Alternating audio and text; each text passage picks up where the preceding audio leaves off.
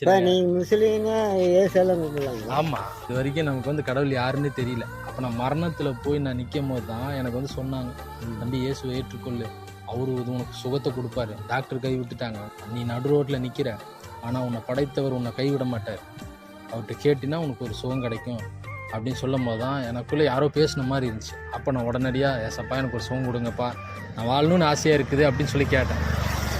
உடனடியாக எனக்கு ஒரு சுகம் கிடச்சிச்சு. அப்போது அதுக்கப்புறம் வந்து பார்த்திங்கன்னா நான் எதெல்லாம் இழந்தனோ கடவுள் அதெல்லாம் திரும்ப கொடுத்தாரு. இன்றைக்கும் நல்ல ஒரு சரீரத்தை கொடுத்தாரு. இப்படி இருந்த உடம்பு அப்படி இப்போ எவ்வளோ இதாக ஸ்டாண்டர்டாக இருக்கு. ஆமாம், அதாவது கடவுள் வந்து பார்த்திங்கன்னா நம்மளை எல்லாரையும் கடவுள் படைத்திருக்கிறார். ஆனால் நமக்கு தான் வந்து கடவுள் தெரியாமல் இருக்கு. தெரியாது. உங்க